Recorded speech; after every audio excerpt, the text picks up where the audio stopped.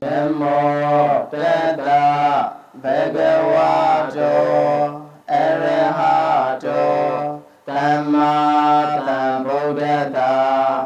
Namo Tata Bhagavato Arahato Dhamma Sambuddhassa Namo Tata Bhagavato Arahato Dhamma Sambuddhassa Dhamma Sambuddha Matulam Tata Dhamma Kanodamam Abhivadiya Bhatidam Abhidhamata Tingaham Namo Buddhaya Tidam Namo Buddhaya Tidam Namo Buddhaya Tidam Ayashimena Shija Kundo Anana Sajavala Anana Tadavaru Piya Kati Nija Vasi Dora Kati Nija Vasi Siya Kati Nija Vasi Nalo Sewa Ija Javasi Aryana Shija Kundo Tewon Jim Anana Sajavala Ape Bonga Anana Tadavaru Piya Kati Nija Vasi Dora Kati Nija Vasi Siya Kati Nija Vasi Nalo Sewa Ija Javasi Atayana Shija Kundo Tewon Jim Anana Sajavala Anana Napyamaru Piya Kati Nija Vasi Dora Kati Nija Vasi Siya Kati Nija Vasi Nalo Sewa Ija Javasi Yeni Abhidhamma Dedana Rogo Nayuti Jaja Kundo Dhamma Meswe Abondo Ni Ile Mi Irita Dwin Shija Kundo Nye Pugo Abondo Dile Viya Kati Nija Vasi Dora Kati Nija Vasi Siya Kati Nija Vasi Nalo Sewa Ija Javasi Dadu Dadu Dadu Vilayana online 继续နေကြတော့တက်ဒီမင်္ဂလာကုသိုလ်ကောင်းမှုဖြာဖြာနဲ့ပြည့်စုံကြပါတော့ဓမ္မမိတ်ဆွေများကိုမင်္ဂလာပါလို့နှုတ်ခွန်းဆက်တာရင်းနဲ့ဓမ္မမိတ်ဆွေများစိတ်ချမ်းသာခြင်းကိုယ်ကျမ်းမာခြင်းများနဲ့ပြည့်စုံကြပါစေလို့ဆုမွန်ကောင်းတောင်းအပ်ပါတယ်ဓမ္မမိတ်ဆွေများဒီနေ့ကျွန်တော်ဆက်လက်ပြီးတော့သင်ကြားပို့ချမှာကတော့ဒုတိယဆင့်ဘုံပိုင်းသင်ခန်းစာတွေကကျွန်တော်ဘုံနေအကြောင်းကျွန်တော်တတ္တဝါတွေပေါ့နော်တတ္တဝါတွေနေထိုင်ကြတဲ့နေရာမှာ32ဘုံသားတွေဘယ်လိုနေထိုင်ကြတယ်ဆိုတော့ဟလာဘုံဘူမိနော်ဘုံနေအကြောင်းနောက်တစ်ခါကျွန်တော်ဘယ်လိုပရိသတ်တွေနေကြတယ်ဆိုတော့ပရိသတ်တွေနော်ပရိသတ်တွေအကြောင်းတွေဘယ်လိုကံတွေကြောင့်ဟလာဘယ်လိုဖြစ်လာကြရတယ်ဆိုတော့ကံတွေအကြောင်းနောက်ပြီးရင်စုတည်တယ်ဘယ်လိုကြောင်းကြောင့်ဘယ်လိုစုတည်ကြတယ်ဆိုတာတွေပေါ့နော်ဒါတွေနဲ့ပတ်သက်ပြီးတော့ဓမ္မမိတ်ဆွေများဒီဘုံပိုင်းမှာသိကြရမှာဖြစ်ပါတယ်ဒီဘုံပိုင်းဒီကျွန်တော်နန္တရားတွေနဲ့ပတ်သက်ပြီးတော့ဘုရားရှင်ကိုရောမြတ်ကြီးဒီယုတ်တရားနန္တရားတွေနဲ့ခွဲခြားဟောကြားထားတဲ့နေရာမှာဒီဘုံပိုင်းဒီအပိုင်း5ပိုင်းမြောက်နန္တရားတွေရဲ့နံပါတ်5ပိုင်းမြောက်ဖြစ်ပါတယ်ဒါနန္ဒီနဲ့ပတ်သက်ပြီးတော့ဒီပိုင်းဒီဒါနန္တရားတွေနဲ့ပတ်သက်ပြီးတော့နောက်ဆုံးပိုင်းဖြစ်ပါတယ်เนาะကျွန်တော်စိတ်ပိုင်းစေတသိက်ပိုင်းပကိန်းပိုင်းဝိထိပိုင်း ပြီးဝိထိမုတ်လို့ဘုံပိုင်းနော်ဒါလေးဒီကျွန်တော်ဉာဏ်တရားတွေနဲ့ပတ်သက်တာဖြစ်ပါတယ်ဒါတွေနဲ့ပတ်သက်ပြီးတော့ကျွန်တော်တို့ရှေ့မှာကျွန်တော်တို့ပြောခဲ့ပြီးပြီ30ဘုံမှာပယ်4ဘုံနားရရှိမယ်ကာမတုဂရိ9ဘုံရှိမယ်ရူပ16ဘုံရှိမယ်အရူပပြမဘုံ4ဘုံရှိမယ်နော်အားလုံးပေါင်းကျွန်တော်30နဲ့ဘုံအဲ့တော့30ဘုံရှိတဲ့နေရာမှာပြီးခဲ့တဲ့တစ်ခေါက်ကတော့ပယ်4ဘုံနားရအကြောင်းငရေကြီး8ထက်နော်တရိษံတိတ်တာအတုရကေဒါတွေပြီးတဲ့အခါမှာလူဘုံအကြောင်းပြီးရင်ဇာတုမာရိတာဝရိန္ဒယာမှာတုတိတာနေမနရတိပရနေမိတဝတ္တဝရီဆိုတဲ့လက်ပြီး6ထက်နော်တရားတွေပြီးသွားတဲ့အချိန်မှာအခုကျွန်တော်တို့ဒီနေ့ကတော့ကျွန်တော်တို့ရူပဗြဟ္မာ16ဘုံကနေစပြီးတော့ဗြဟ္မာဘုံ20အကြောင်းအရူပဗြဟ္မာ4ဘုံရူပဗြဟ္မာ16ဘုံပေါင်းဗြဟ္မာဘုံ20အကြောင်းကိုကျွန်တော်တို့ပို့ချကြမှာဖြစ်ပါတယ်ပို့ချတဲ့နေရာမှာရူပဗြဟ္မာ16ဘုံနော်ရူပဗြဟ္မာ16ဘုံဆိုတော့အဲ့တော့ရူပဗြဟ္မာဆိုတာဗြဟ္မာကြီးများသည်ကျွန်တော်တို့ကာမ7ဘုံကာမမှာအကုသိုလ်တွေနဲ့ကျင်လည်ရတဲ့ကာမဒုက္ခ4ဘုံပြီးရင်ကာမဂုဏ်အာယုန်တွေရဲ့ကောင်းကျိုးချမ်းသာတွေနော်ခံစားရတဲ့သူဂရိ9ဘုံနော်ဒီ9ဘုံကနေပြီးတော့ဒီကာမအာယုန်တွေကိုမလိုချင်တော့ဘူးဒီကာမအာယုန်တွေနော်ကာမဂုဏ်အာယုန်တွေကိုပယ်ဆွတ်လိုက်တယ်ကာမဂုဏ်အာယုန်တွေကိုမလိုချင်တော့ဘူးပယ်ဆွတ်လိုက်တယ်နော်အဲ့တော့နိဝရဏတရား5ပါးကာမိစ္ဆန္ဒနိဝရဏစတဲ့ဟလာတာ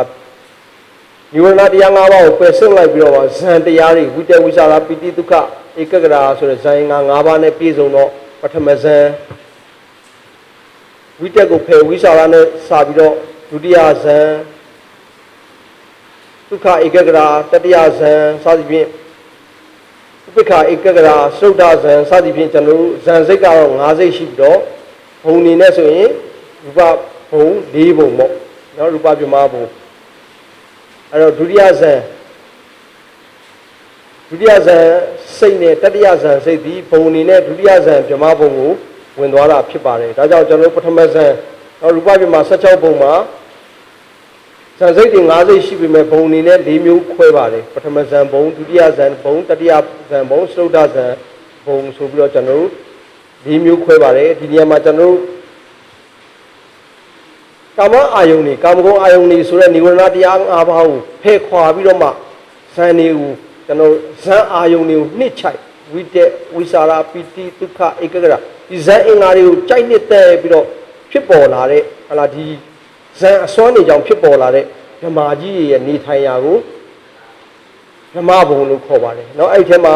ရုပ်ကောနံကောရှိတဲ့ဓမ္မကြီးတွေဆိုရင်ဟလာရူပဓမ္မ15ဘုံရှိပါတယ်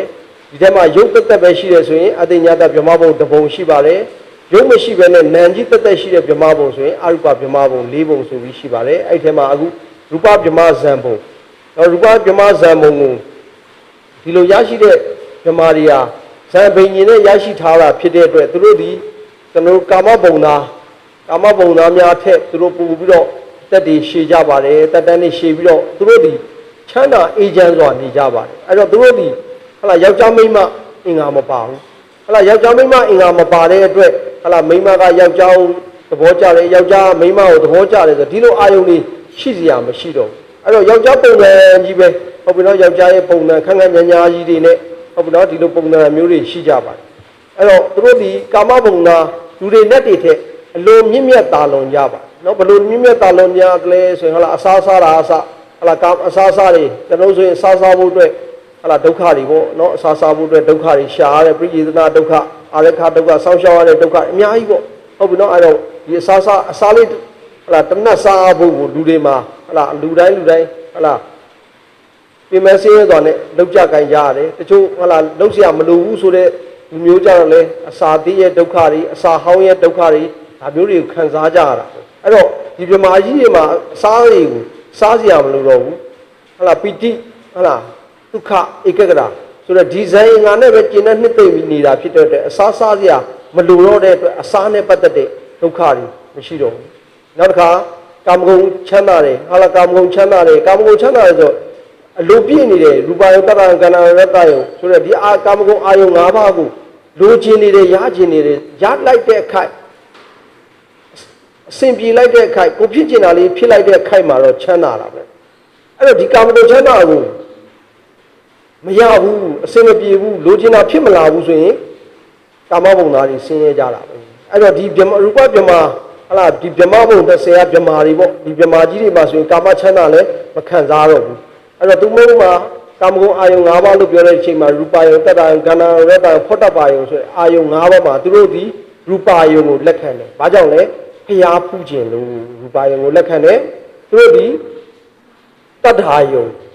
ကိုသူတို့လက်ခံတယ်ဘာကြောင့်လဲတရားနာခြင်းလို့အဲ့တော့ဒီကလွယ်ပြီးတော့ကျန်တဲ့အာယုံတွေပေါ့ဟလာကန္နာယုံအနတ်မခံတော့ဘူးနောက်ပေါ်ရင်ရတ္တယုံအရတာကိုမခံစားတော့ဘူးဖောထပါယုံအထီးတွေကိုမခံစားတော့ဘူးเนาะဒီလိုနေကြတယ်အဲ့တော့ဒီလိုနေကြပြီးတော့ဒီကာမချမ်းသာတွေကိုသူတို့ပယ်ဆွတ်လိုက်ကြတယ်ဟုတ်လားဝိရာကပယ်ဆွတ်လိုက်တယ်ပယ်ဆွတ်ပြီးတော့မှဇန်နေနဲ့တက်သွားကြတယ်ဒါကြောင့်သူတို့ဒီအစာမစားဘူးကာမဂုဏ်ချမ်းသာတွေကနေလွတ်ကင်းသွားတဲ့ဇန်တမာဘတ်ဟလာပီတိတွေဟလာဒီမှာတော့ပီတိတစ်လုံးရေးထားတယ်ဟုတ်ပြီနော်အဲ့တော့ပီတိတွေဟလာကျွန်တော်တို့သုဒ္ဓဇန်ဆိုရင်ဒုက္ခပိစမဇန်ဆိုရင်ဥပိ္ပခเนาะဒီဒါတွေနဲ့ပဲသူတို့နေပြီးတော့တက်ရှင်ဟလာကန့်စွမ်းရှိသဖြင့်နေနိုင်ကြတယ်အဲ့တော့ဇန်အစွမ်းနဲ့သူတို့နေနိုင်ကြတယ်သူတို့ဒီဘာတွေလဲမေတ္တာကရုဏာမုရိတာဆိုတာသုဒ္ဓဇန်ပြီးသွားမယ်ဟုတ်ပြီနော်ပိစမဇန်ကြတော့ဥပိ္ပခဧကကရာအဲ့တော့ဒါနဲ့သွားကြတယ်အဲ့တော့ဒီလိုဗြဟ္မဝိဟာရတရားတွေပွားများပြီးနေတဲ့ဗြဟ္မာတွေရုပ်ကောနံကောရှိတဲ့ဗြဟ္မာတို့ရဲ့နေရာဌာနကိုရူပဗြဟ္မာဘုံလို့ကျွန်တော်တို့ခေါ်ပါတယ်ရူပဗြဟ္မာဘုံမှာကျွန်တော်တို့ဟလာ16ဘုံကိုခွဲမဲ့ဆိုရင်ပထမဇန်က3ဘုံဒုတိယဇန်က3ဘုံတတိယဇန်က3ဘုံသုဒ္ဓဇန်က9ဘုံဆိုပြီးတော့ဘုံတွေရှိပါတယ်နောက်ပထမဇန်3ဘုံနောက်ပထမဇန်3ဘုံကိုကျွန်တော်တို့ဒီဗနိုင်လေးကိုကြည့်ကြရအောင်ဒီဗနိုင်လေးမှာကြည့်မယ်ဆိုရင်ဒီ32ဘုံကိုကျွန်တော်တို့ဒီမှာတက်တန်းဇေယျပေါ့ဒါကျွန်တော်ငွေလိုက်ရနာပြီးမှတင်တန်းကဒီဇေယျမှာကြည့်မယ်ဆိုရင်ဟလာကျွန်တော်ဒီမှာငရေကြီး8ထပ်ရှိမယ်လူဘုံနဲ့တစ်ထပ်ထဲတိရစ္ဆာန်တိတ်တာအတူတကယ်တွေရှိမယ်အဲ့ထက်မှာစာတုမာရိတာဝိနာယာမာတုတိတာနေမာနရတိပရနေမိတာဝတ္တဝတိဆိုပြီးတော့ကျွန်တော်လက်ပြီး6ထပ်ပြီးရင်အဲ့ဒီကနေယူဇနာ4200กว่าချတဲ့နေရာမှာပထမဇန်3ဘုံတပြင်းနဲ့တည်ရှိတာဖြစ်ပါတယ်တပြင်းနဲ့တည်ရှိနေတာဖြစ်တဲ့အတွက်ဒီမှာတပြင်းနဲ့တညီတဲ့ကိုရေးထားတာဓမ္မမိတ်ဆွေများတွေ့ကြအောင်မှာဖြစ်ပါတယ်ဟုတ်ပြီနော်ဒီမှာဆိုရင်ဓမ္မပါရိသစ္စာပြီးရင်ဓမ္မပရောဟိတာပြီးရင်မဟာဗြဟ္မာဆိုဗြဟ္မာမင်းကြီးတွေနေထိုင်ရာရှိပါတယ်ဒါသည်ကျွန်တော်ရူပဗြဟ္မာ16ပုံတည်းကပထမဇန်3ပုံဖြစ်ပါတယ်နောက်တစ်ခါအဲ့ဒီကနေယူဇနာပေါင်း4200ထပ်ပြီးတော့ကွာဝေးသွားတဲ့အချိန်မှာဒုတိယဇန်3ပုံတပြင်းနဲ့တည်ရှိပါတယ်ဘာလို့ဘလို့တွေတည်ရှိဘသူတွေတည်လဲဆိုရင်ပိဋ္ဌာဘာဘုံအပနာဘာဘုံအာဘတ္တရာဘုံဆိုပြီးတော့ဒုတိယဇန်3ပုံရှိပါတယ်ဟုတ်ပြီနော်အဲ့တော့ဒီနေရာမှာပိဋ္ဌာဒါကတော့အလုံးသိပြီးသားတာဝိမှုနှလုံးစဉ်းစားတော့အပေါ်ကတာသည်ရာဂောက်နော်ရာဂောက်လုံးကြီးတင်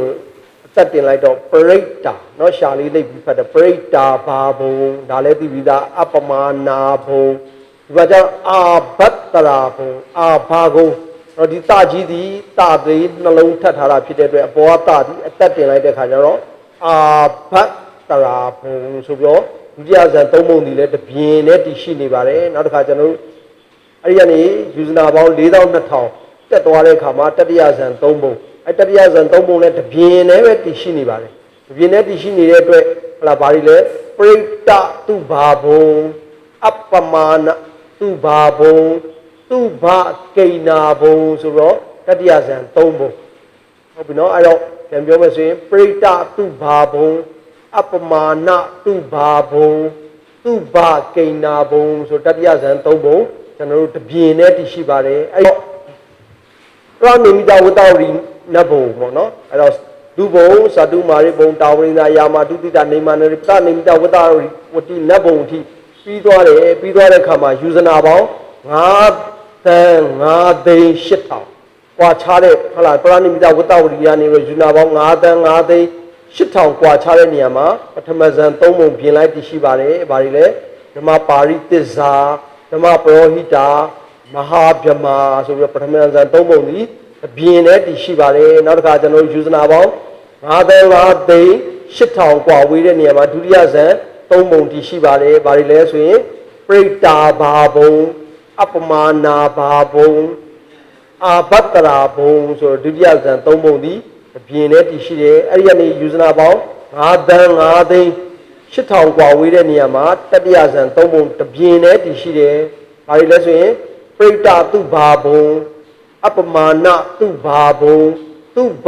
ကိဏ္နာဘုံဆိုပြီးတော့ကျွန်တော်တတိယဇန်၃ဘုံဟုတ်ပြီနော်ဒီမှာနာကြီးစလုံးဟလာနာကြီးစလုံးကိုကျွန်တော်ဟတ်ထိုးလေးဒီဟတ်ထိုးလေးပါခြင်းဒီနေရာမှာနာကြီးတစ်လုံးရှိနေတာဖြစ်ပါတယ်เนาะဒါကြတော့ကျွန်တော်တို့တရားကစ္စည်းကျမ်းနေဟလာဒါတွေကိုလေ့လာတဲ့အခါမှာကျွန်တော်တမန်မရှိရင်ဒါတွေကိုကျွန်တော်တုတ်စင်နေအများကြီးရှိပါတယ်เนาะတုတ်စင်ပေါင်း2000ကျော်ဒါတွေကျွန်တော်သိရเนาะဒါတွေသိတော့မှဒီကျွန်တော်ပါဠိရေးသားနဲ့မြန်မာရေးသားတွေကျွန်တော်နားလည်မှာဖြစ်ပါတယ်เนาะဒါကြောင့်အဲတော့ကျွန်တော်ကဒီပုဂ္ဂိုလ်ဆိုင်ရာအဘိဓမ္မာသင်တန်းဖြစ်တဲ့အတွက်ကျွန်တော်ဒီဟလာဒီပါဠိစလုံးတွေပေါ့เนาะဒီစလုံးတွေအတွက်ဟလာဒါတွေအတွက်ပြောနေရင်ကျွန်တော်ရှည်နေမယ်ဟာလာလူရင်းကျွန်တော်ကပျောက်သွားမယ်ဒါကြောင့်ကျွန်တော်ဒီဟာကိုပြောမယ်ဆိုရင်ဒီနေရာမှာနာကြီးတစ်လုံးဖြောက်ထားတယ်အဲ့တော့စလုံး၃လုံးဆင့်ထားတာပေါ့အဲ့တော့ဒီနေရာမှာအပေါ်ကနာကြီးဒီကကြီးကိကိုအသက်တင်လိုက်တယ်နာကြီးဒီနားငယ်နဲ့ထွက်တော့ခါကျတော့ကိနောက်တစ်လုံးဒီနာဒီဟာထိုးဆိုရေးချဆိုနှာအဲ့တော့သူဘကိနာဘုံရပါလားဟုတ်ပြီနော်သူဘကိနာဘုံဆိုတတိယဇန်၃ဘုံဒီအပြင်းနဲ့တည်ရှိပါတယ်ဟုတ်ပြီနော်အဲ့ဒီအနေမှာကျွန်တော်တို့သုဒ္ဓဇန်9ဘုံသုဒ္ဓဇန်9ဘုံဒီလဲတတိယဇန်ဘုံကနေပြီးတော့နောက်ထပ်ယူဇနာပေါင်း9 သန်း 5 သိန်း 8000ဟလာကွာခြားတဲ့နေရာမှာသုဒ္ဓဇန်ဘုံရဲ့ဝေဟတ်ဘုံနဲ့အတ္တညတဘုံ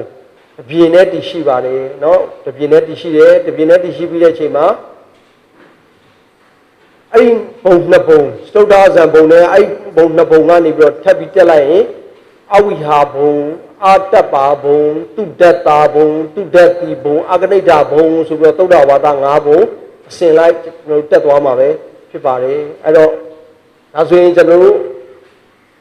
သုဒ္ဓဇန်9ဘုံဖြစ်သွားပါပြီအဲ့တော့ပထမဇန်3ဒုတိယဇန်3တတိယဇန်3သုဒ္ဓဇန်9ဆိုရင်အလုံးပေါင်းရင်ရူပဗြဟ္မဘုံ16ဘုံဖြစ်ပါတယ်ရူပဗြဟ္မဘုံ16ဘုံအဲရူပဗြဟ္မဘုံ16ဘုံပြီးရင်ကျွန်တော်အပေါ်မှာအရူပ4ဘုံရှိပါတယ်အဲ့တော့အခုလောလောဆယ်ရူပဗြဟ္မဘုံ16ဘုံအကြောင်းကိုကျွန်တော်တို့ဥချပေးပါမယ်ပထမဇန်3ဘုံကိုခုနကျွန်တော်ပြောခဲ့တယ်ဗြဟ္မပါရိသစ္စာဘုံတော့ဗြဟ္မเนาะကျွန်တော်ဒီမှာသတိထားရမှာကရေးချမပါဘူးရေးချထည့်လိုက်ရင်ဗြဟ္မเนาะဒီမှာအောက်မှာဗြဟ္မမင်းဟုတ်လားဗြဟ္မမင်းဆိုရေးချပါလိုက်ရင်ကျွန်တော်တို့ဒါမြန်မာစကားလုံးဖြစ်သွားမယ်ဟုတ်ပြီနော်အဲ့တော့ဗြဟ္မပါရိသစ္စာဘုံနော်ဗြဟ္မပါရိသစ္စာနော်ပါရိသစ္စာဆိုတာကျွန်တော်တို့အလုတ်ကျွေးပါရိသစ္စာဆိုတာအလုတ်ကျွေးနော်ပရိသတ်နော်အချမ်းရံအစေပါအလုတ်ကျွေးပေါ့နော်ဒါတွေကို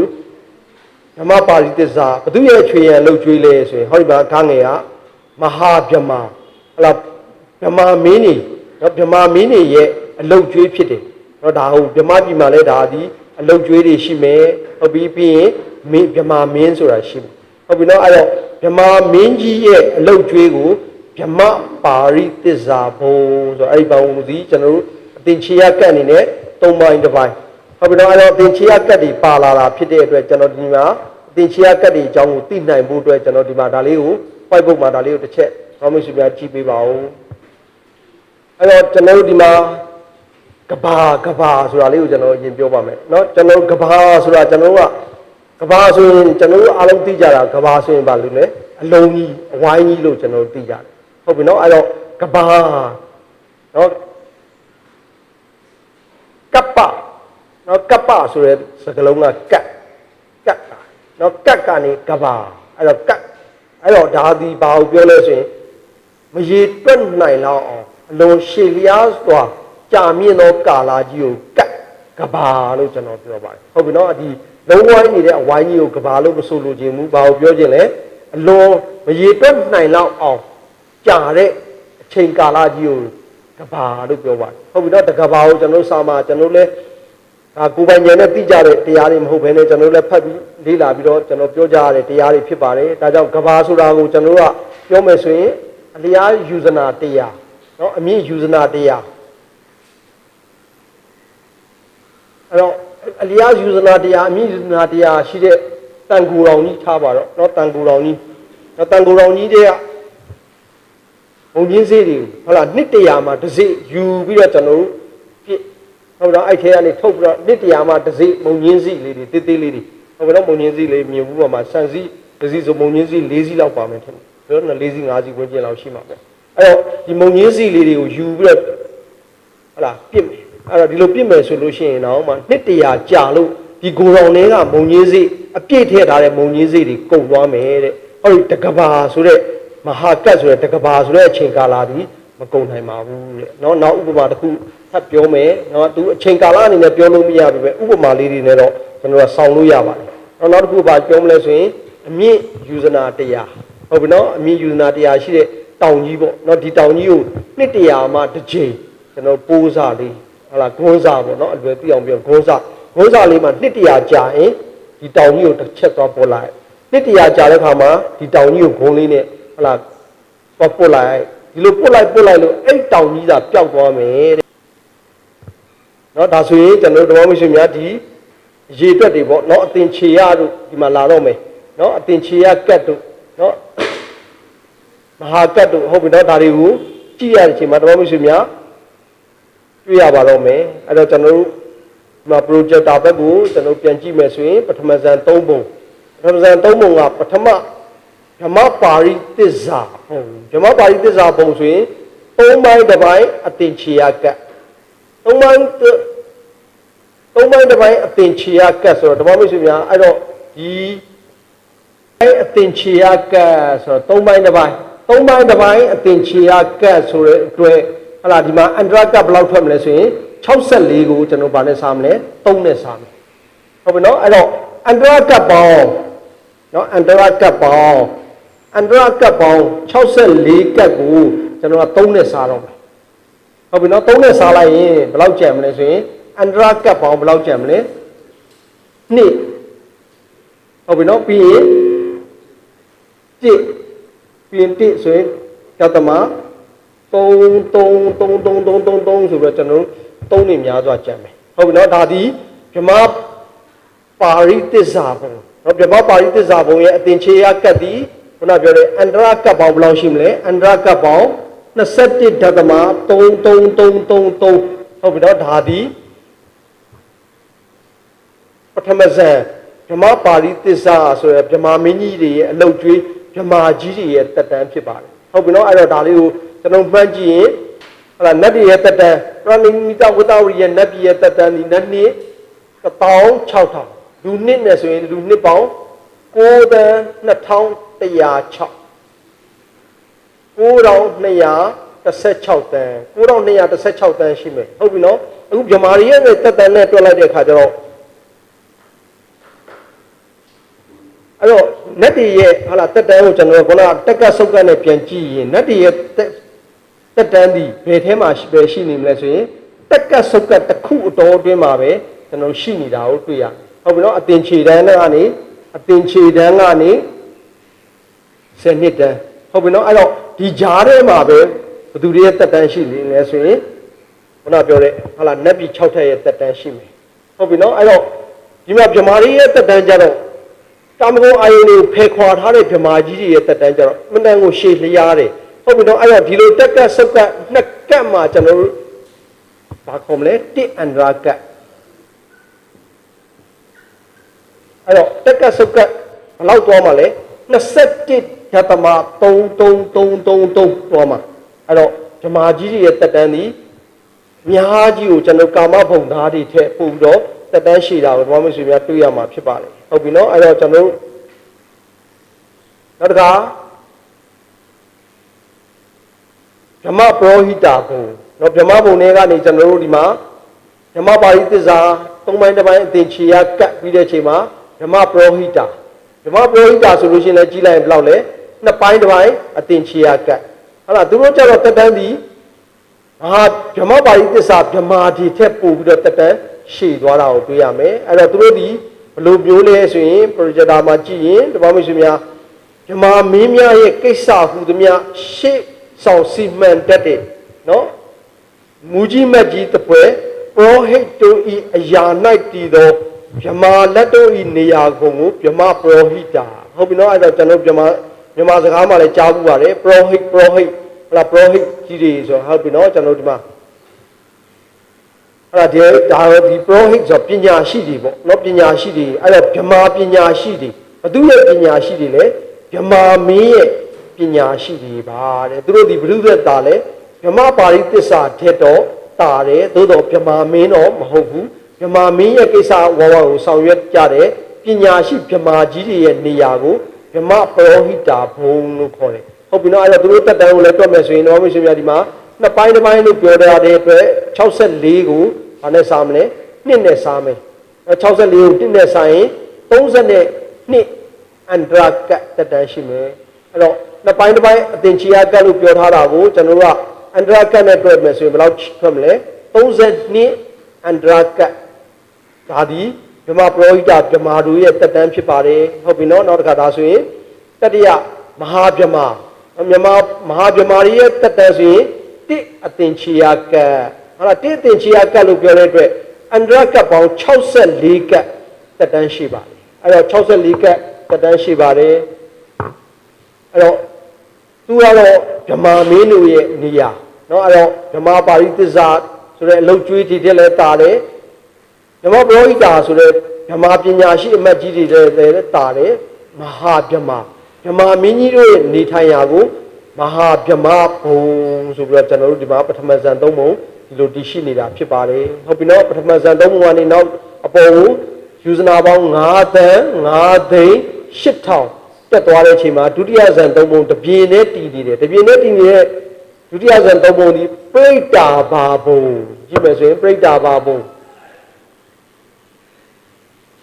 ပရိတ္တာဘာဘုံဟောပရိတ္တာဘာဘုံရဲ့တက်တန်းက2ကဘာကြာသွားပြီခင်ဗျာ2ကဘာဆိုတော့ခုနမဟာဗမာပထမဇန်ဘုံကဗမာဒီတဲ့သူတို့ဒီဘာဖြစ်သွားပြီလဲတက်တန်းနေ2ဆပူတက်သွားပြီ2ဆပူတက်ဟလာဒီမှာပထမဇန်တော့ကတော့ဓမ္မဝိဇ္ဇာတာပထမစိတ်တိုင်းမှာလည်းသင်ပြီးသားဇိုင်းငါနေနဲ့ဇိုင်းငါဘယ်နှပါလဲ5ပါဝိတေဝိစာရာပိတိဒုက္ခဧကဂရာဆိုတဲ့ဇိုင်းငါတွေဒါတွေနဲ့တွားခဲ့ကြတာပေါ့ဝိတေဟုတ်လားဝိစာရာပိတိဒုက္ခဧကဂရာဆိုတော့ဇိုင်းငါတွေနဲ့တွားတာဟုတ်ပါတော့ဒုတိယဇန်ကျတော့ဝိတေကိုလည်းပယ်တယ်တချို့ဝိစာရာကိုလည်းပယ်တယ်ပထမဇန်ဒုတိယဇန်တတိယဇန်သုတ္တဇန်သမဇန်ဆိုပြီးတော့ကျွန်တော်ဇန်នេះအဲ့တော့ဇန်စိတ်ကဒုတိယဇန်နဲ့တတိယဇန်ဇန်စိတ်ဒီဘုံအနေနဲ့ဒုတိယဇန်ဘုံကိုဝင်သွားပါတယ်ဒုတိယဇန်ဘုံမှာသူရဲ့ဇန်ရဲ့ဝင်စားနိုင်မှုပေါ်မှာမူတည်ပြီးတော့အဓိပတိတရားကွာလာပါတယ်သန္တာဝရိယစိတ်တဝိမန္တဆိုတဲ့အဓိပတိတရားတွေကွာလာတဲ့အတွက်ဒုတိယဇန်ဘုံကိုရောက်တာချင်းအတူတူဓမ္မမိတ်ဆွေများကွာသွားတယ်ပရိတ္တာဘာเนาะအားနေတယ်ပရိတ္တအားနေတာเนาะအားနေတဲ့ကိုယ်ရောင်ကိုယ်ဝါရှိတာเนาะအဲ့တော့ပရိတ္တเนาะပရိတ္တကိုယ်ရောင်ကိုယ်ဝါအားနေတာเนาะနေတယ်ကိုယ်ရောင်ကိုယ်ဝါနေတဲ့ဗမာတို့ရဲ့နေရာဌာနကိုပရိတ္တဘာဘုံအဲ့တော့ဒီနေရာမှာပု္ပ္ပပုပ္ပယတ်တွေနဲ့ပေါ်မယ်ဆိုရင်ပရိတ္တကတဘုံနောက်ကရေးချเนาะဒါအာဘာပရိတ္တအာဘာပရိတ္တဆိုအားနေတာเนาะအဲ့တော့နေရာဌာနအဲ့တော့ကိုယ်ကအားနေတဲ့ဗမာတို့ရဲ့နေရာဌာနကိုပရိတ္တာဘာဘုံဆိုပြီးတော့ကျွန်တော်တို့သွားမယ်အဲ့တော့နောက်တစ်ခါကျွန်တော်တို့အပ္ပမာနာဘုံเนาะအပ္ပမာနာဘုံเนาะပမာဏเนาะပမာဏเนาะပမာဏဆိုအတိုင်းရှိဟုတ်ပြီနော်အဲ့တော့ပါဠိစကားမှာကျွန်တော်မြန်မာမှာမဟုတ်ဘူးဆိုရင်အငင်း negative ဒီပါဠိမှာကျွန်တော်ဆိုတဲ့စကားလုံးလေးဒီအငင်းပါပဲဟုတ်ပြီနော်အဲ့တော့မဟုတ်ဘူးမဖြစ်ဘူးမရှိဘူးဆိုတာဟလာအဲ့တော့အပ္ပမာဏအဲ့တော့အတိုင်းရှိပမာဏမရှိတဲ့ဓမ္မကြီးတွေဘာတွေတိုင်းရှိပမာဏမရှိဘူးလဲဆိုရင်သူတို့ရဲ့ကိုယ်ရောင်ကိုယ်ဝါအတိုင်းရှိပမာဏမဖော်ပြနိုင်လောက်အောင်များမြောင်တဲ့ဟလာဓမ္မကြီးတွေရဲ့နေရာဌာနဘုံဌာနကိုအပ္ပမာဏဘုံလို့ခေါ်မယ်နောက်တစ်ခါကျွန်တော်တို့အဘတ္တရာဘုံเนาะအာဘတ္တရာဘုံเนาะအဘတ္တရာဆိုတာเนาะအဘတ္တရာဆိုတာလျှက်စီးလက်တာဝင်းကနေလက်ခနဲ့ပြိုးကနေပြက်ခနဲ့ဟုတ်ပြီเนาะအဲ့တော့အဘတ္တရာဘုံအဲ့တော့ပြိုးနဲ့ပြက်ခနဲ့ပြိုးလျှက်စီးလက်လို့ကိုရောက်ကိုကထွက်နေတဲ့ဗမာရီရဲ့နေရာဘုံဌာနကိုအဘတ္တရာလို့ခေါ်တယ်တဲ့ဟုတ်ပြီเนาะအဲ့တော့အဘတ္တရာဒီ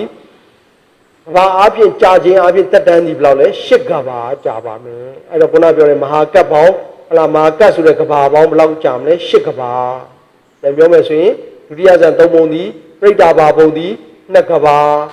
apamana bông đi lấy cái bà abatra bông đi shit cái bà chạm mà phía bà đấy đã đi ra dàn tông môn trong phía bà đấy ấy anh cho nó sinh ra lại được hạt mà rồi Yuzna bóng lâu lấy ngã đế shit thảo hôm nay nó đã lấy điပြောနေရလာပါလိမ့်မယ်ဟုတ်ပြီနော်ဒါလေးတွေရတယ်ဘာလို့ဆိုရင်သိရမယ်ကြည့်ရမယ်ဟောအဲ့ဒါဒီကွာဝေးလေးတွေအဲ့တော့ဒုတိယဇန်နဲ့တတိယဇန်ဒီယူဇနာပေါင်း9သန်း9သိန်း8000ကွာဝေးတဲ့နေရာမှာတတိယဇန်3ပုံရှိပါတယ်အဲ့တော့တတိယဇန်3ပုံကဘာတွေလဲဆိုရင်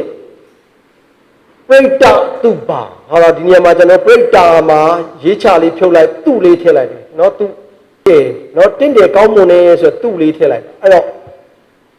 ပရိတ္တတုဘာဘုံအပမာနာနေရာမှာအပမာနတုဘာဘုံဟုတ်ပြီတော့ဒီမှာကျတော့တုဘာကိဏဟုတ်လားတုဘာကိဏဆိုတော့တတိယဇန်3ပုံရှိပါတယ်အဲ့တော့ပရိတ္တတုဘာဘုံကိုကြည့်မယ်ဆိုရင်သူ့ရဲ့တက်တန်းဒီကဘာပေါင်း16ကဘာရှိမယ်သူတို့ဒီအထက်မြမာတို့အထက်ကိုရောင်ကိုဝါနေတယ်ဆိုတော့သူ့ရဲ့အထက်မှာဘယ်သူတွေရှိလဲဟုတ်လားအပမာနာတုဘာရှိမယ်တုဘာကိဏရှိမယ်ဟုတ်ပြီနော်ဒီအထက်မြမာတွေရဲ့နော်မြမာဒီထက်ပို့ပြီးတော့သူကအားနေတယ်သို့တော့အားနေတယ်သူအားနေတယ်ဆိုပေမဲ့သူ့အောက်ကမြမာဒီတဲ့တော့သူကအားရှိတာပေါ့ဟုတ်ပြီနော်အဲ့တော့ပရိတ္တဆိုနေတာနော်သူဘာဒီအောက်တေဘုံကတော့ပရိတ္တအားနေတာပဲရှိတယ်နော်အားနေတဲ့ကိုယ်ရောင်ကိုယ်ဝါရှိတယ်ဒီလောက်ပဲဒီမှာကျတော့သူ့လေးတစ်လုံးနော်သူ့လေးတစ်လုံးပို့လာတယ်နော်သူ့လေးတစ်လုံးပို့လာတယ်ဆိုတင့်တယ်တင့်တယ်ကောင်းမွန်နေဆိုအဲ့တော့သူဘာတင့်တယ်ကောင်းမွန်နေတွန့်တယ်ကောင်းမွန်နေနော်တင့်တယ်ကောင်းမွန်တဲ့ကိုရောင်ကိုဝါရှိတယ်သို့တော်ဘလို့ရှိလဲပရိတ္တအားနေတဲ့တင့်တယ်ကောင်းမွန်တော့ကိုရောင်ကိုဝါရှိတယ်ဟုတ်ပြီတော့ဒီမှာကြည့်ရင်အထက်ပြမာတို့ထက်ကိုရောင်ကိုဝါနဲတော်လဲတခဲနဲ့မတုံလို့တင့်တယ်တော့ကိုရောင်ကိုဝါရှိသည့်ပြမာတို့ဤနေရာဘုံဌာနကိုပရိတ္တတုဘာလို့ခေါ်တယ်ဟုတ်ပြီနော်ဒီပြမာကြီးရဲ့ကိုရောင်ကိုဝါကိုကျွန်တော်ကကြည့်ရင်တော့ဘလို့မနိုင်ပြတတ်ဘူးဟုတ်ပြီနော်ဒါကြောင့်ဘုရားရှင်ရဲ့သဗ္ဗညုတဉာဏ်ကြီးနဲ့ဒါကိုခွဲခြားလိုက်တဲ့အခါမှာသူ့ကိုပြောချင်တော့ရှေ့ကသူ့ရဲ့အထက်ကဘုံတွေရဲ့ကိုရောင်ကိုဝါတွေကိုကျွန်တော်ကပြင်လိုက်တယ်အဲ့ရနေပြန်ကြည့်လိုက်တော့မှ तू ကအထက်ကဓမ္မာဒီထက်တော့ကိုရောင်ကိုဝါနဲတယ်နဲပြီနဲ냐တော့ तू ဒီဘယ်လိုရှိနေလဲတခဲနဲ့မတုံလုံးတင့်တယ်နေတဲ့တင့်တယ်တဲ့ကိုရောင်ကိုဝါရှိတယ်တင့်တယ်တယ်ဆိုတော့အမှန်ကြည့်ပြင်ရှုခြင်းဟာကြည့်လို့မဝနိုင်လောက်အောင်ဖြစ်နေတဲ့ဟာတင့်တယ်တဲ့ကိုရောင်ကိုဝါတော့ရှိပါတယ်တဲ့ဟုတ်ပြီနော်အဲ့တော့သူတို့ရဲ့တက်တန်းဒီကဘာပေါင်း16ကဘာနော်အဲ့ထက်ပို့ပြီးတော့တစ်ဆင့်ဟလာဒီမှာမြင့်သွားတယ်အပမာဏတုဘာနော်အပမာဏတုဘာဟလာကဘာပေါင်း20ကဘာ5ကဘာဟုတ်ပြီနော်အဲ့တော့ဒါဒီအယောင်များတော့နော်အတိုင်းရှိမရှိတင့်တယ်တယ်အဲ့တော့ကျွန်တော်တို့ပြိတ္တာတုဘာဘုံစတန်ဒီ16ကဘာဟုတ်ပြီနော်သူ့တက်ပို့ပြီးတော့အာကြီးသွားတဲ့မြမာခုနပြောတဲ့စန္ဒာတို့ဝရိယတို့ဇိုင်ငါရိယတော့မကွာပါဘူးကျွန်တော်ဘာကိုပယ်လဲဝိတက်ကိုပယ်တယ်ဟလာဝိစာရာကိုပယ်အဲ့တော့ဝိတက်ဝိစာရာနှလုံးကိုတခါတည်းကျွန်တော်တို့ပယ်လိုက်ကြတာဟလာဝိတက်ဝိစာရာနှလုံးကိုပယ်လိုက်တာချင်းတူတော်လဲကျွန်တော်ဘာဖြစ်လဲစန္ဒာတို့ဝရိယတို့စိတ်တတို့ဝိမန္တတို့ဆိုတော့အဓိပတိတရားတွေကွာတာအဓိပတိတရားတွေကွာခြင်းအပြင်ဗြဟ္မဘုံဒုတိယဇန်ဘုံချင်းဟလာတပြင်းင်းထဲမှာတည်ရှိနေတော်လဲဗြဟ္မာကြီးတွေရဲ့အားကွာသွားတာနော်ကုသကောင်းမှုအားကွာသွားတယ်ဒါကြောင့်နောက်တစ်ခုကိုကြည့်မယ်ဆိုရင်အပမာနာဘာဘုံနော်အပမာနာတုဘာဘုံအပမာနာတုဘာဘုံဒီကဘာပေါင်းတတန်းဒီ32ကဘာရှိတယ်သူကဟလာဒီပရိတ္တတုဘာတဲ့ပို့ပြီးတော့အယောင်တွေများတယ်အယောင်တွေများသလောက်အတိုင်းရှိပမာဏကလည်းအရှိဟလာအတိုင်းရှိမရှိလောက်အောင်ကိုတိုင်းတာလို့မရလောက်အောင်ကိုကျွန်တော်တို့ဒီမှာရှေ့လျားတယ်ဟလာအတိုင်းရှိမရှိလောက်အောင်တင့်တယ်ဟလာတင့်တယ်ပြီးတော့ကိုရောင်ကိုဝါတွေရှိနေတဲ့ဗြဟ္မာကိုအပမာဏတုဘာနော်ပမာဏဆိုတိုင်းတာတဲ့အပမာဏတိုင်းတာလို့မရလောက်အောင်များပြားတဲ့ဗြဟ္မာကြီးတွေရဲ့နေရာကိုအပမာဏတုဘာတက်တန်းဒီကဘာပေါင်း32ကဘာဟုတ်ပြီနော်အဲ့ဒီကနေမှကျွန်တော်တခါတုဘာကိဏနော်တုဘာကိဏဘုံကိုလည်းကြည့်လိုက်တဲ့အချိန်မှာတက်တန်းဒီကဘာပေါင်း64ကဘာဟုတ်လားကဘာပေါင်း64ကဘာကိုကြည့်လိုက်တဲ့အခါမှာသူ့ရဲ့တုဘာကိဏနော်တုဘာကတင့်တယ်တယ်ကိဏဆိုရောပြုံးတာနော်ရောပြုံးတာအဲ့တော့ तू ကဘာတွေရောပြုံးနေထက်ဝန်းမြေအယောင်တွေရောပြုံးပြီးတော့ဟုတ်ပြီနော်အဲ့တော့ ကျွန်တော်ပြောမယ်တက်တန်ရောင်လို့ဥပမာတင်စားမှာပေါ့နော်အဲ့လိုကိုထက်ကိုပို့ပြီးတော့ရောပြုံးပြီးတော့ဟုတ်လားလှပနေတာလှပတင့်တယ်နေတဲ့ကိုရောင်ကိုကရှိနေတဲ့ဗမာတွေကိုသူ့ဘာကိန်းနာလို့ဟုတ်ပြီနော်ဒီမှာ projector မှာကြည့်မယ်ဆိုသူ့ဘာကိန်းနာဒီထဝန်းကျင်ရောပြုံးပြီးတော့တင့်တယ်တဲ့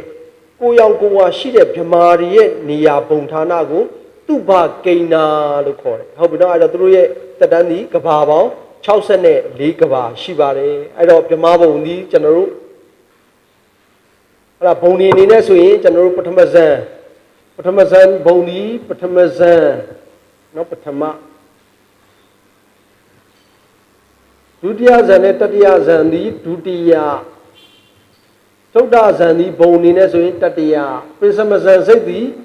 သုဒ္ဓအဲ့တော့ဇန်အနေနဲ့တွားတဲ့ခါမှာအခုကျွန်တော်တို့ဘယ်အထိရောက်သွားပြီလဲဆိုရင်သုဒ္ဓဇန်စိတ်ဟလာဘုံအနေနဲ့ဆိုရင်ပထမဇန်ဘုံဒုတိယဇန်ဘုံတတိယဇန်ဘုံအထိကျွန်တော်တို့အခုဒီမှာပြီးခဲ့ပြီဆိုတော့ကျွန်တော်တို့6ခုပေါ့ဟုတ်လားပထမဇန်မှာ3ဘုံဒုတိယဇန်မှာ3ဘုံတတိယဇန်မှာ3ဘုံเนาะပထမဇန်မှာ3ဘုံပြီးခဲ့ပြီဒုတိယဇန်မှာ3ဘုံတတိယဇန်မှာ3ဘုံအဲ့တော့ဒီ3ဘုံစီပြီးခဲ့ပြီဟုတ်ပြီเนาะအဲ့တော့ဗမာကြီးတွေဒီခုနပြောတဲ့ကျွန်တော်တို့ကာမတုဂရိ9ဘုံလူတွေနဲ့တဲ့အများကြီးကျွန်တော်တို့တက်တန်းနေလဲရှိတယ်အင်မတန်ကိုအေးချမ်းနေဟုတ်ပြီเนาะအင်မတန်ကိုဟုတ်ကာမဂုဏ်ချမ်းသာတွေကနေပြီးတော့လွတ်ပြီးတော့အေးချမ်းနေတယ်ဟုတ်ပြီနော်ဇန်စိတ်တွေအစားတောင်းနေထိုင်စသည်ဖြင့်ဒါတွေကအင်မတန်ကိုအေးချမ်းနေကြတယ်နော်ကျွန်တော်နတ်ဘုံနေလိုပါပဲဗမာဘုံနဲ့နတ်ဘုံနေလိုပဲဘုံမိမ္မန်နေရှိတယ်သူရဲ့ကုသိုလ်ကံအလျောက်ရှိကြပါတယ်ဘုံမိမ္မန်နေရှိတယ်ဥယျာဉ်နေရှိတယ်ဟုတ်ပြီနော်အဲ့တော့သို့တော်သူတို့ဒီစားကာမဂုဏ်ကိုမခံစားဘူးစားတော့တွေစားရမလို့ဘလောက်ပင်အေးချမ်းနဲ့ပြောတော်လေ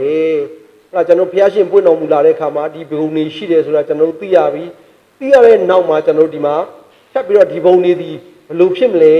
ကြည့်တဲ့အခါမှာဒီဘုံနေသည်ဟလာကျွန်တော်ပထမဇန်ဘုံသည်မီးနဲ့ဖြတ်တဲ့အခါမှာပြတ်ပါလိမ့်မယ်ဒုတိယဇန်3ဘုံသည်ရေနဲ့ဖြတ်တဲ့အချိန်မှာပြတ်ပါလိမ့်ဦးမယ်တတိယဇန်3ဘုံသည်လေနဲ့ဖြတ်တဲ့အချိန်မှာလဲသူတို့သည်လဲပြတ်ကြရမယ်ဘုံများဖြစ်ပါလေဟုတ်ပြီနော်ဒါလေးကိုကျွန်တော်ကြိုသိထားဖို့ပြောတာပါဟုတ်ပြီနော်အခုဒီနေရာမှာကျွန်တော်တို့ဆက်ပြီးတော့ကျွန်တော်သွားမယ်ဆိုရင်စတုထဇန်9ဘုံကျန်တယ်ဟုတ်ပြီနော်အဲ့တော့စတုထဇန်9ဘုံဟုတ်ပြီနော်စတုထဇန်9ဘုံနော်အခုစတုထဇန်9ဘုံအကြောင်းကိုကျွန်တော်တို့ပူချမှာဖြစ်ပါတယ်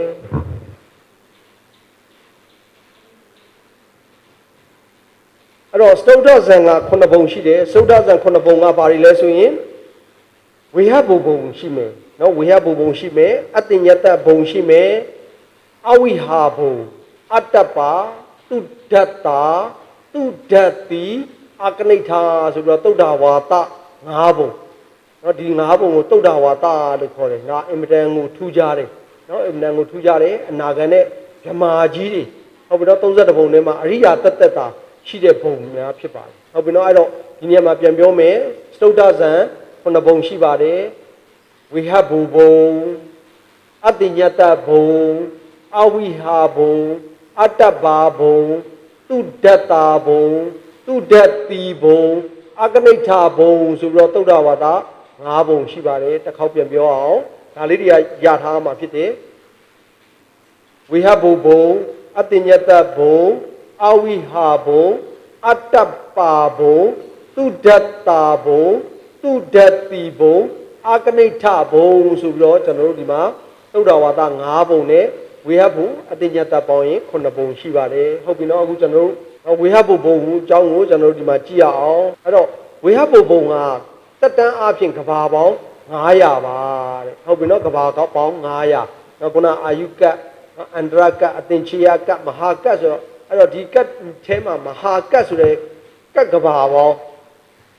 900သူတို့တက်တန်းရှေ့ကြမှာဖြစ်ပါတယ်အဲ့တော့သူတို့ဒီဝေဟဘုံနော်ဝေဟနော်ဖလဟိုဆိုတာအကျိုးတရားတွေအဲ့တော့ဝေဟနော်ဝေဟဆိုတာကဘာလဲဆိုရင်ကျွန်တော်တို့ကြီးမားကျယ်ပြန့်တာဟုတ်ပြီနော်အဲ့တော့ကြီးမားကျယ်ပြန့်တာအဲ့တော့ကြီးမားကျယ်ပြန့်တဲ့ဖလဟိုအကျိုးကိုခံစားရတဲ့ဗမာတို့ရဲ့နေရာဌာနကိုဝေဟဘုံလို့ခေါ်တယ်ဟုတ်ပြီနော်အဲ့တော့သူတို့ဝေဟဘုံနော်ဝေဟဘုံဒီကျွန်တော်တို့ဟလာဒီမှာ ဒီခေါင်ထုတ်ပေါ့ဟုတ်နော်အဲ့တော့ဗြဟ္မာပြည်ရူပဗြဟ္မာထဲမှာဆိုရင်ကျွန်တော်တို့ဥဒုဇင်နေအနေနဲ့ဆိုရင်အမြင့်ဆုံးရောက်နိုင်တာဟောဒီဝေဟဘုံဖြစ်သွားဟုတ်ပြီနော်ဒီဘုံကြတော့ဘာဖြစ်သွားလဲဆိုရင်အတ္တညတ္တနော်အတ္တညတ္တကိုဆက်ပြောမယ်ဆိုရင်အတ္တညတ္တဒီတက်တန်းဒီကဘာပေါင်း900ရှိတယ်သို့တော့အတ္တညတ္တကဘာဗြဟ္မာကြီးများဒီသူတို့ဒီတကယ်ပြောရလို့ရှိရင်ဟလာကာမဘုံထဲမှာကျွန်တော်တို့ဟလာလူဖြစ်ကြတယ်ဟလာပြောရလို့ရှိရင်ဟလာဘုံသားတွေထဲမှာပြောရင်သူဂရိဘုံထဲမှာကျွန်တော်ကလူဆို moderation နဲ့ဟလာလူဖြစ်လာကြဟုတ်ပြီနော်ကုသိုလ်ကောင်းမှုတွေမှာကံကောင်းပြီးတော့အပယ်လေးပုံတွေကလွတ်ယုံနေတဲ့ကျွန်တော်တို့ကလူဖြစ်ကြတာဟုတ်ပြီနော်ဒါကပြောရင်ကျွန်တော်စုပန်ထားတဲ့ပုံကိုယ်တွေပေါ့နော်ဒီလိုစုပန်ထားတဲ့ပုံကိုယ်တွေကလွဲရင်တန်တဲ့ပုံကိုယ်တွေကဘာနဲ့လာမလဲ moderation နဲ့အောင်လာဟုတ်ပြီနော်ကာမတုဂရိ29ဘုံရှိတယ်ဓမ္မမိတ်ဆွေ29ဘုံထဲမှာကပ်ပြီးတော့မှဟလာတုဂရိရဲ့နောက်ဆုံးကပ်ပြီးပါလာတာ moderation နဲ့ပါလာတဲ့ဘုံလူဘုံအဲ့တော့ပြောရင်လူဘုံနော်အဲ့တော့လူဘုံမှာလည်းကျွန်တော်တို့ပုထုဇဉ်နဲ့လည်းရှိတယ်ဟာလာလူဘုံကတော့ကောင်းတာတွေကတော့ဟာလာသတိတရားတွေရှိတယ်ရဲရုံစွန့်စားနိုင်တယ်ဟာလာပါရမီကိုဖြည့်ကျင့်နိုင်တဲ့အတွက်ဟာလာတုဂရိဘုံတွေထဲမှာပါဟာလာအရိယာတွေဆိုရင်တော့လူဘုံကိုရွေးတယ်။ဘာကြောင့်လဲဆိုရင်ပါရမီတွေကိုအမြန်ဆုံးနဲ့အများဆုံးဖြည့်နိုင်လို့လူဘုံကိုရွေးကြ။ဟုတ်ပြီနော်အဲ့တော့ပြောရမယ်ဆိုရင်တုဂရိ29ဘုံရှိတယ်29ဘုံထဲမှာအဲ့ထဲမှာမှအရုပ4ဘုံဒီရုပ်မရှိတဲ့ဗြဟ္မာတွေဖြစ်တဲ့အတွက်ခဏထားလိုက်ဟုတ်ပြီတော့ဒီထိဟလာသုတ္တဝါဒ5ဘုံထိရူပဗြဟ္မာ16ဘုံထိကျွန်တော်ဒီကာမတုဂရိ9ဘုံကနေ16ဘုံထိတွားလိုက်တဲ့အချိန်မှာနော်အဲ့ထိဒီအမြင့်ဆုံးဒီဟောဒီဝေဟဘုံသူဒါအခေါင်ထုတ်လို့ခေါ်အဲ့တော့နော်ဒါရုပ်တရားတွေရောနံတရားတွေရောအပြည့်စုံရှိတဲ့ဟလာပုထုဇဉ်တွေအတွက်ဆိုရင်ဝေဟဘုံဒီကျွန်တော်ကအခေါင်ထုတ်အမြင့်ဆုံးပဲရှိတယ်ဟုတ်ပြီနော်ဒီပေါ်ကအဝိဟာအတ္တပသုတ္တတာသုတ္တတိအကနိဋ္ဌသုတ္တဝါဒကြတော့အနာဂံနဲ့ယဟန္တာလေးကြည့်ပဲဟုတ်ပြီနော်အနာဂံနဲ့ယဟန္တာတို့ရဲ့အခေါင်ထုတ်ဆိုရင်လေအကနိဋ္ဌပုံအခေါင်ထုတ်ပဲဟုတ်ပြီနော်အဲ့တော့ဒီနေရာမှာဝေဟဘုံအဲ့တော့ဇန်ချမ်းသာအကျိုးမြောင်းများစွာခံစားရတဲ့ဗြဟ္မာတို့ရဲ့နေရာဌာနကိုဝေဟဘုံလို့ခေါ်မယ်ဟုတ်ပြီနော်အဲ့တော့ဘောဝိစုများရှင်းပြခြင်းပါတယ်သို့တော့ကျွန်တော်ရတဲ့အချိန်ကနေပါတယ်အဲ့တော့ရတဲ့အချိန်လေးနဲ့ကျွန်တော်ပထမဆင့်ပေါ့နော်ပထမဆင့်နော်ကျွန်တော်တို့ပထမဆင့်ဒါဒုတိယဆင့်ပေါ့အဲ့တော့ပြောရင်ပြီးမှအခြေခံအနေနဲ့ဓမ္မမိတ်ဆွေများဒီလောက်ကလေးသိထားရင်ဟာလာအခုဆိုရင်တော့ဟာလာနာမည်တွေဓမ္မမိတ်ဆွေများကြက်ရပါမယ်မှတ်ရပါမယ်အဲ့တော့လူတွေနဲ့လူကိစ္စတွေရမ်းများပါတယ်အဲ့တော့ကျွန်တော်အများကြီးကျွန်တော်ပြောခြင်းပေမဲ့လည်းရတဲ့အချိန်နဲ့ဓမ္မမိတ်ဆွေများထောင်နိုင်တဲ့နားနဲ့ဟုတ်ပြီနော်အဲ့တော့ရှင်းချင်ပြီးတော့ကျွန်တော်ဒီမှာအခြေခံပိုင်းဒီဟာလာသတ်မှတ်ထားတဲ့အတိုင်းဟာလာကျွန်တော်ကပို့ချပေးရခြင်းဖြစ်ပါတယ်အဲ့တော့ပြောရမယ်ဆိုရင်ဝေဟဘုံကနေဟာလာဒီမှာစတုတ္တဇံဘုံတွေကဝေဟဘုံတစ်ဘုံရှိမယ်နောက်ထပ်စတုတ္တဇံဘုံတွေကအတ္တညတ္တဘုံနော်အတ္တညတ္တဘုံဟာဆိုလို့ရှိရင်လေဇံအစွမ်းနေကြောင်းရောက်တာပဲသူဒီလေဘာဇံနဲ့သွားလဲဆိုရင်ပင်စမဇံအစွမ်းနဲ့သွားတာပဲပင်စမဇံအစွမ်းနဲ့သွားပြင်သွား냐တော့လေအယူမှားသွားပြီဟုတ်ပြီနော်အယူမှားသွားပြီသူဒီဘလို့ယူလိုက်တယ်သူဒီပင်စမဇံချမ်းသာအဲ့ဒါပင်စမဇံချမ်းသာရတာချင်းအတူတူပဲပင်စမဇံချမ်းသာခံစားရတာချင်းအတူတူပဲရပင်ရ냐တော့လေသူဒီပင်စမဇံချမ်းသာကိုသူပို့ပြီးတော့ဒီတက်ပို့ပြီးလိုချင်လာပြီဟလာပို့ပြီးလိုချင်လာတယ်ပို့ပြီးလိုချင်လာတဲ့အခါမှာသူဒီမှားသွားပြီဘာမှားသွားပြီလဲဆိုရင်ရုပ်ကိုမုန်းတာရုပ်တရားကိုမလိုချင်တော့ဘူးရုပ်တရားကိုမလိုချင်တော့ဘူးဆိုတော့ तू ဘာလို့ကြိုက်သေးလဲနံတရားကိုမလိုချင်တော့ဘူးနံတရားကိုမလိုချင်တော့ဘဲနဲ့ तू ဒီဘာကိုကြိုက်လဲဆိုရင်ရုပ်တရားကိုပဲကြိုက်တယ်နံတရားရှိနေပူပန်နေရမယ်ဟုတ်ပြီနော်အဲ့တော့သိနေရအောင်မယ်ဇိုင်းငါတွေရှိနေအောင်မယ်ရှောက်တယ်ဆိုတော့နာမဝိရာကဟလာနံမုံနဲ့ကျင့်စဉ်နံမုံနဲ့ကျင့်စဉ်ကိုကျင့်လိုက်တဲ့အခါမှာရုပ်တက်တက်ပဲရှိတော့နော်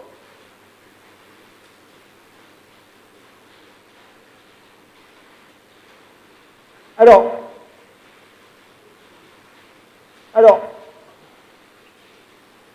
တင်ညာဟလာကျွန်တော်ပထမဆင့်မှာသင်ခဲ့ပါပြီဖဝေတင်စေအေဇိမနတပ္ပစိတသာနာစေတသိက်9ပါး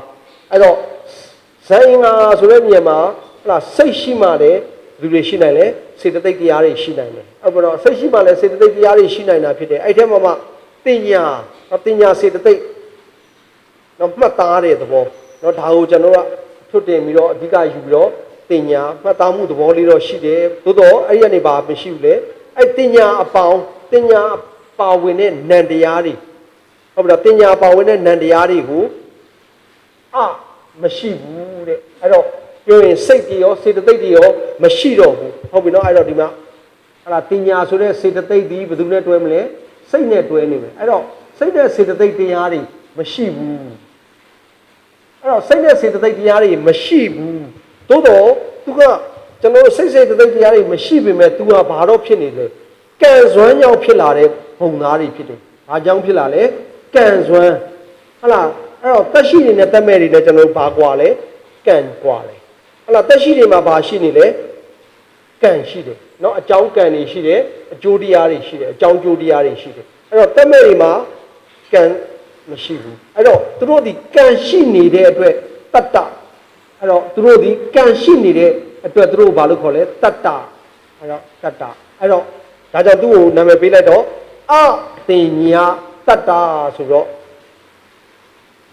ဟုတ်ပြီနော်အတင်ညာတနော်တတ္တနော်တတ္တကိုထုတ်ပြီးခေါ်လိုက်တော့အတင်ညာတဘုံဆိုတော့အတင်ညာတဗြဟ္မာကြီးတွေဒီနန္တရားတွေမရှိဘဲနဲ့ယုတ်ခန္ဓာကြီးတာဟုတ်လားမလုံမရှက်ငြိမ်သက်ပြီးနေတယ်ဟုတ်လားထိုင်ရက်ကိုကြိုက်ပြီးတော့ထိုင်ရက်ကနေသုတိစိတ်ကြာသွားပြီးတော့ထိုင်ရက်နဲ့ဗြဟ္မာဖြစ်ပြီးဆိုထိုင်ရက်အတိုင်းကြီးပဲအဲ့မှာအတင်ညာတဗြဟ္မာဖြစ်တယ်လှဲရက်ကြိုက်တယ်ဆိုလှဲရက်ကြီးနဲ့ပဲဇန်စိတ်ရှုပြီးတော့ကျွန်တော်တို့ဟုတ်လားသုတိစိတ်ကြာမယ်ဆိုရင်အဲ့မှာလှဲရက်အတိုင်းကြီးပဲကျွန်တော်တို့အဲ့မှာကဘာပေါင်း900နော်မဟာကတ်ကဘာပေါင်း900ကြာတဲ့အထိသူတို့ဒီတက်တန်းဒီအဲ့တိုင်းရှိနေမယ်ဟုတ်ပြီနော်တစ်တုံးကြီးတွေချထားသလိုအဲ့ဒါကြောက်တုံးကြီးတွေချထားတဲ့အတိုင်းပဲကျွန်တော်တို့ရှိနေမယ်အဲ့တော့သူတို့ဒီကံစွမ်းအားနဲ့ဖြစ်လာကြတာဖြစ်တဲ့အတွက်ဘာတော့ရှိမလဲဆိုရင်သူတို့မှာတက်တန်းရှိတယ်သူတို့တက်တန်းဒီကဘာပေါင်း900ကြာအောင်သူတို့ကံတွေကနေပြီးတော့သူတို့ကိုထောက်ပံ့ပေးထားမှာဖြစ်ပါတယ်အဲ့တော့ဒါကိုကျွန်တော်တို့အတ္တညတ္တဗြဟ္မာကြီးတွေရဲ့နေရာဘုံဌာနလို့ခေါ်မှာဖြစ်ပါတယ်ဟုတ်ပြီနောက်တစ်ခါသုဒ္ဓဝါဒ9ဘုံသုဒ္ဓဝါဒ9ဘုံဆိုတဲ့အဝိယအတ္တပါတုဒ္ဒတာတုဒ္ဒတိအကနိဋ္ဌအဲ့တော့ဓမ္မမဆိုရဒီနာမည်9ခုတော့မရရအောင်ကြည့်ရမယ်ပြန်ပြောမယ်အဝိယ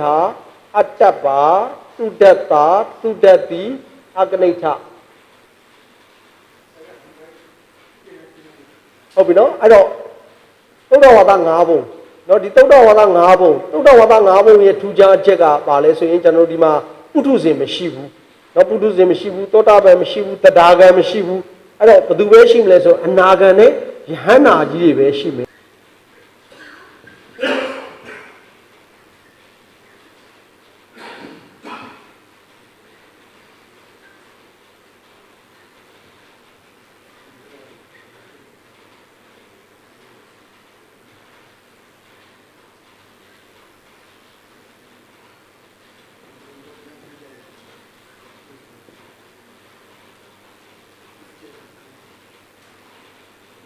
အဲ့တော့ဘာလို့ဆိုများပုဂ္ဂိုလ်အနေနဲ့ဆိုရင်ပုထုဇဉ်ပုဂ္ဂိုလ်ရှိမယ်သောတာပတ္တိမဲ့ရှိမယ်သောတာပတ္တိပူရှိမယ်တဂရဂာမိမဲ့ပုဂ္ဂိုလ်ရှိမယ်တဂရဂာမိပူပုဂ္ဂိုလ်ရှိမယ်အနာဂာမိမဲ့ပုဂ္ဂိုလ်ရှိမယ်အနာဂာမိပူပုဂ္ဂိုလ်ရှိမယ်အရတ္တမဲ့ပုဂ္ဂိုလ်ရှိမယ်အရတ္တပူပုဂ္ဂိုလ်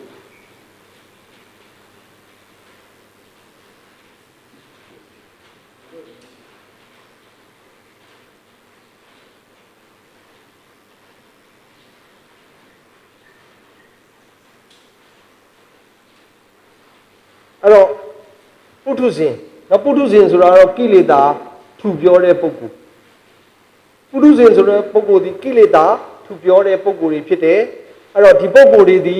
သုဒ္ဓဝါဒ9ဘုံမှာမရှိနိုင်သောတာပတ္တိမဲ့ပုဂ္ဂိုလ်တွေလည်းမရှိနိုင်သောတာပတ္တိဖို့ပုဂ္ဂိုလ်တွေလည်းမရှိနိုင်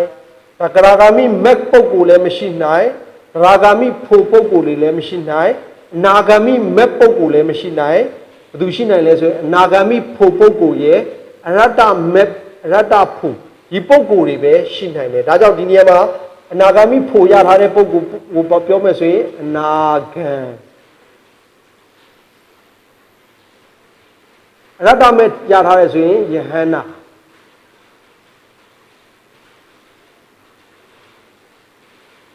ဟုတ်ပြီနော်ဒါဘာကြောင့်ကျွန်တော်ပြောထားလဲဆိုရင်ဓမ္မမိတ်ဆွေများရှေ့မှာပုဂ္ဂိုလ်တွေနဲ့ဘုံတွေနဲ့ကျွန်တော်တွေ့ရတဲ့ချိန်မှာဒါကိုမြင်နေအောင်ကျွန်တော်ကြိုပြီးတော့ပြောထားပေးခြင်းဖြစ်တယ်ပြောမယ်ဆိုရင်ပုထုဇဉ်တွေဒီကိလေသာထူပြောတဲ့ပုဂ္ဂိုလ်တွေဒီခုနသုဒ္ဓဝါဒ၅ပုံမှာမရှိနိုင်ဘူးသောတပတ္တိမဲ့ပုဂ္ဂိုလ်ဖို့ပုဂ္ဂိုလ်သောတာပန်ပုဂ္ဂိုလ်မရှိနိုင်ဘူးတရားဂာမိမဲ့တရားဂာမိဖို့ပုဂ္ဂိုလ်ဒီတရားဂံပုဂ္ဂိုလ်တွေဒီလဲသုဒ္ဓဝါဒ၅ပုံမှာမရှိနိုင်ဘူးဟုတ်ပြီနော်အဲ့မှာအနာဂါမိမဲ့ကြမဲ့ပုဂ္ဂိုလ်တောင်မှဒီသုဒ္ဓဝါဒ၅ပုံထဲမှာမရှိနိုင်ဘူးအဲ့တော့သူကဘာကြပြီးသားလဲအနာဂါမိမဲ့ရပြီးသားအနာဂါမိဖို့တော့ပြီးရင်အရတ္တမဲ့အရတ္တဖို့ဟုတ်လားဒီပုဂ္ဂိုလ်၃ဦးဟုတ်ပြီနော်အဲ့တော့ကျွန်တော်လက်ညှိုးထိုးပြပြီးတော့ပြလို့ရတဲ့ပုဂ္ဂိုလ်ဆိုရင်အနာဂံပုဂ္ဂိုလ်နဲ့ယဟန္တာပုဂ္ဂိုလ်အဲ့တော့အနာဂံပုဂ္ဂိုလ်ယဟန္တာပုဂ္ဂိုလ်နှစ်မျိုးတည်းကသုဒ္ဓဝါဒ၅ပုံမှာရှိနိုင်ပါတယ်အဲ့တော့သုဒ္ဓဝါဒ၅ပုံဆိုတာသုဒ္ဓစင်ကြယ်တာဘယ်ကစင်ကြယ်လဲဆိုရင်ကိလေသာကစင်ကြယ်တယ်ဝါဒနော်အာဝါဒနော်အဲ့တော့ဒါကကျွန်တော်တုတ်စင်နေနဲ့ရာဂိစီကျမ်းမှာကြည့်မယ်ဆိုရင်ရေးချလေးကအာရေးချဟုတ်လားဒီမှာအာဝါဒဆိုနေရအဲ့တော့ကိလေသာတွေစင်ကြယ်တာနော်ကိလေသာတွေစင်ကြယ်နေတဲ့အနာဂံနဲ့နော်ယဟန္တာတို့ရဲ့နေရာပုံကိုသုဒ္ဓဝါဒဘုံလို့ကျွန်တော်တို့ပြောပါတယ်ဒါဆိုရင်ကျွန်တော်တို့နော်သုဒ္ဓဇံ9ပုံဟုတ်ပြီနော်သုဒ္ဓဇံ9ပုံဖြစ်ပါတယ်အဲ့တော့ဓမ္မမိတ်ဆွေများအခုဒီနေ့ဟလာအခုလောက်ထိကျွန်တော်တို့တင်ညာပို့ချပြီးဖြစ်ပါတယ်နောက်နေ့ကျရင်ကျွန်တော်တို့ဒီမှာဆက်ပြီးတော့ဗြဟ္မာတွေကြံနေတဲ့ဗြဟ္မာဘုံတွေအကြောင်းကျွန်တော်ဆက်ပြီးသိရမယ်ဒီဗြဟ္မာဘုံတွေရဲ့တက်တန်းတွေတပုံနဲ့တပုံကွာခြားပုံအကြောင်းတွေကျွန်တော်ဒါတွေကိုဆက်ပြီးတော့ပို့ချမှာဖြစ်ပါတယ်ဓမ္မမိတ်ဆွေများဒီနေ့တော့ဓမ္မမိတ်ဆွေများအားလုံးတန့်စင်မမြတ်သောစိတ်ကြံစီများအောင်မြင်ကြ၍ကျမ်းမာချမ်းသာစွာနဲ့ဉာဏ်အစစ်စစ်မြင့်တက်ခါမဲ့ဖူနိဗ္ဗာန်ရကြောင်းထောက်ပံ့ကောင်းများဖြစ်နိုင်ကြပါစေဗုဒ္ဓဂုဏောအနန္တောဓမ္မဂုဏောအနန္တောသံဃာဂုဏောအနန္တောမာတာပိတုဂုဏောအနန္တောအာစရိယဂုဏောအနန္တောဟုအနန္တဂုံဤကျေးဇူးရှင်တို့ကိုဝန်ဒီဝန်လာမိယုတိမြတ်တို့လက်ဆုံးမူ၍ရှိခိုးကြောပါဤအရှင်ဘုရားယနေ့ယခုအဘိဓမ္မာဒေသနာတော်ကို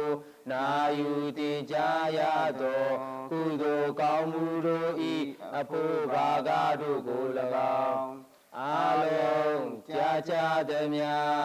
အမြယူတော်မူကြပါကုန်လောသာဓုသာဓုသာဓုအာလုံးကြာကြာသည်များအမြယူတော်မူကြပါကုန်လောသာဓုသာဓုသာဓုအာလုံးကြာကြာသည်များအမြယူတော်မူကြပါကုန်လောသာဓု